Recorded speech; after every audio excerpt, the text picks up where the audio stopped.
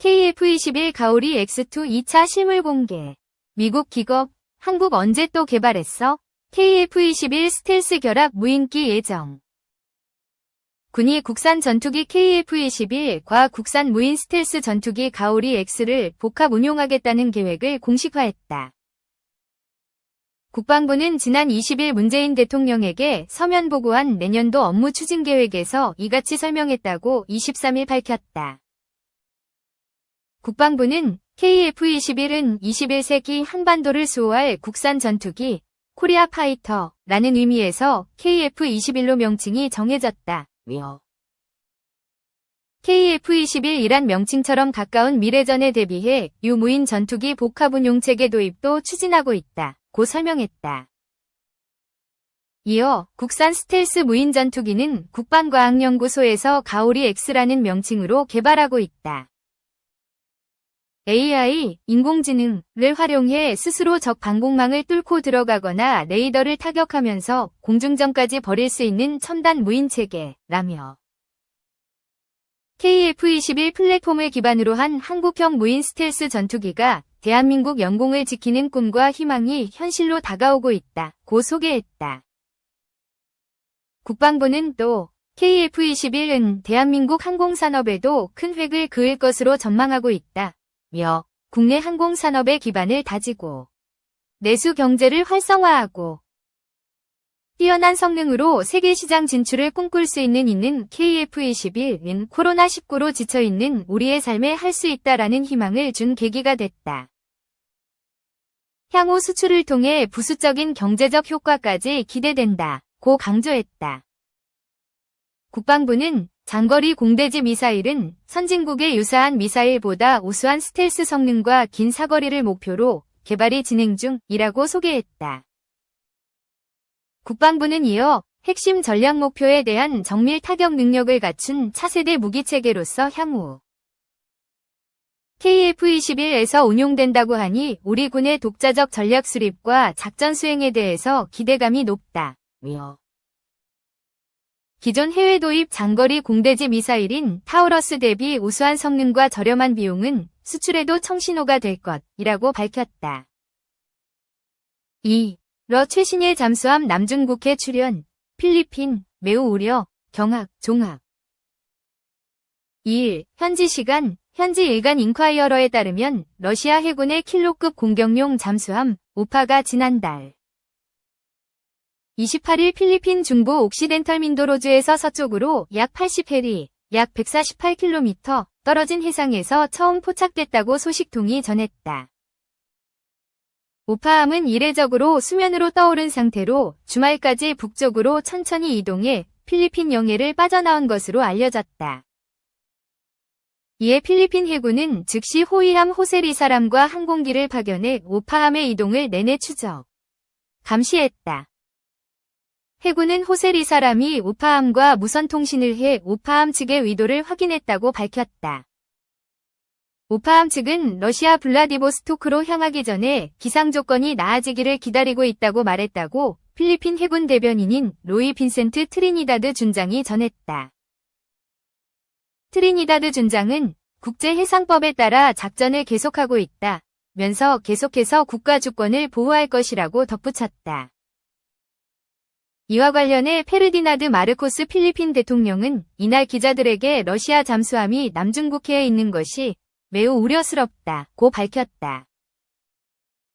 마르코스 대통령은 서필리핀에 필리핀이 영유권을 주장하는 남중국해 해역의 필리핀명 우리의 배타적 경제 수역 EEZ 우리의 기선에 대한 모든 침입은 매우 우려스럽다고 덧붙였다. 우파함은 2022년 11월 실전 배치된 최신 잠수함으로 첨단 무소음 기능을 갖춘 것으로 알려졌다. 길이는 약 74m이며 러시아가 우크라이나 침공에서 자주 쓰고 있는 칼리브르 순항미사일을 발사할 수 있다. 미 해군연구소 USNI 뉴스에 따르면 우파함은 지난달 23일 말레이시아의 코타키나발루 해군기지를 방문한 뒤 남중국해에서 작전을 수행했다. 우파함은 러시아 태평양 함대의 잠수함 기지로 돌아갈 예정으로 알려졌다. 또 지난달 25일에는 초계함 레즈키함 그롬키함 등으로 구성된 태평양 함대 수상작전 그룹이 태국 사타입 해군기지를 방문한 뒤 남중국해로 향했다. 러시아 해군은 지난달 초 인도네시아 자바해에서 인도네시아 해군과 첫 합동훈련을 하는 등 최근 동남아 각국과 교류를 강화하면서 남중국해에서 활동 반경을 넓히고 있다. 특히 지난 7월에는 중국 해군과 남중국해에서 해상연합 2024 합동훈련을 실시했다. 당시 훈련에는 레즈키함 그롬키함이 참가해 항포 사격, 대잠 전투, 해상교전 등 약 30차례의 연습을 실시했다. 이와 관련해 지난주부터 미국 핵추진 항공모함 에이브러햄 링컨 CVN-72 함이 이끄는 항모전단이 남중국해에서 활동하고 있다고 인콰이어러는 전했다. 3. 지난달 이틀 연속 러시아 군용기 KADIZ 진입, 의도적 무력 시위, 관측. 러시아의 군용기들이 지난달 29에서 30일 이틀 연속 한국방공식별구역 KADIZ에 진입한 것으로 2일 확인됐다.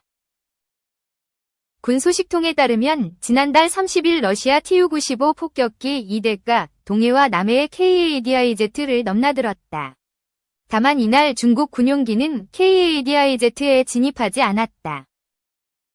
이후 해당 러시아 폭격기가 제주 남서방을 거쳐 일본 오키나와로 진입하면서는 중국의 공중급유기, 폭격기, 전투기 등 10여 대가 합류했다.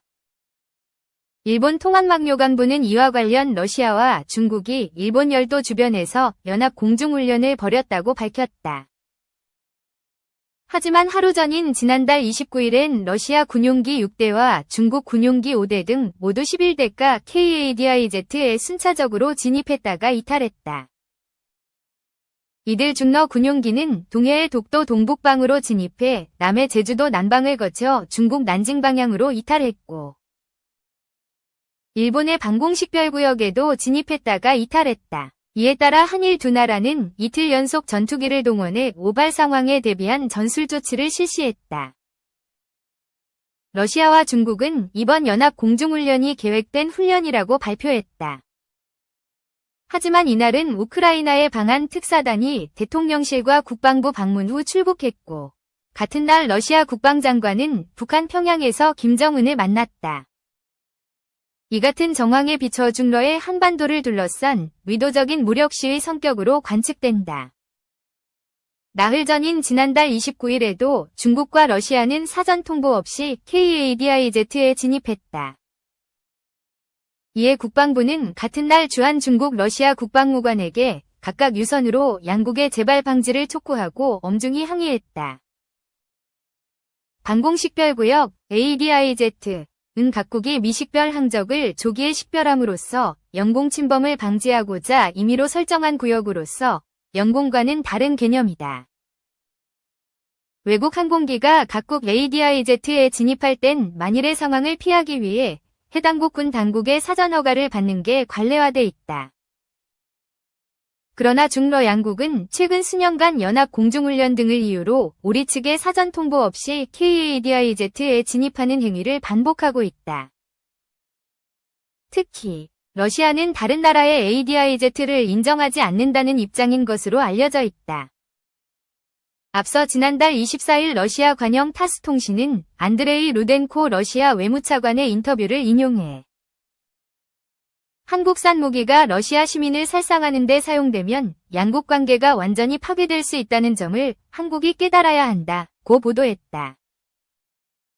이어 안드레이 차관은 우리는 물론 필요한 모든 방법으로 이에 대응할 것이고 이것이 한국 자체의 안보를 강화하는 데 도움이 되지 않을 가능성이 크다며 한국이 상황을 냉정하게 평가하고 이 같은 무모한 조치를 자제하라고 압박한 바 있다. 4. 세계 최대 전함의 패착, 임용한의 전쟁사, 343. 1941년 12월 16일 세계 최대 전함 야마토가 태어났다. 만재 배수량이 72,809T인데 독일 제국 최대 전함 비스마르크가 53,000T이었다. 전함끼리 포격전을 벌이는 해전은 이미 구식이 되었다. 해전의 승부는 항공모함에서 출격하는 함재기가 결정하는 시대가 되었다. 이때 일본은 묘한 역발상을 한다. 강력한 전함으로 항모를 일거에 격침시킨다면 어떨까? 야마토 한 척을 건조할 비용이면 항모 두 척을 건조할 수 있었다. 그러나 항모가 있으면 함재기도 제작하고 조종사도 양성해야 한다. 둘 다 쉽지 않은 일이었다. 게다가 당시 일본군은 조종사 양성 과정이 지나치게 까다로웠다. 함재기가 적의 항모에 벌떼같이 달려들어도 항모를 격침하기란 쉬운 일이 아니었다. 이런저런 난제를 제거하면 거대 전함으로 적의 항모를 침몰시킨다는 생각은 꽤 솔깃하게 다가왔을 것 같다.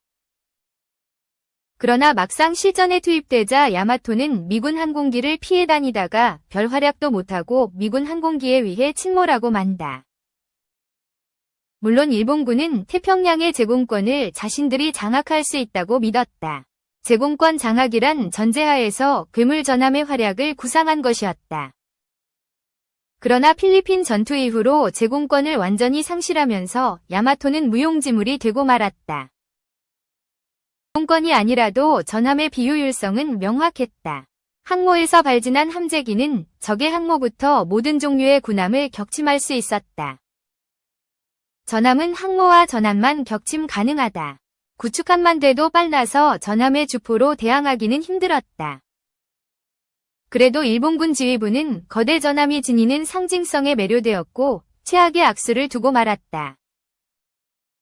야마토 대신 항모 두 척을 건조했더라면 일본은 미드웨이 해전에서 절대로 패할 수 없었고 적어도 2년간 태평양의 제해권은 유지할 수 있었을 것이다.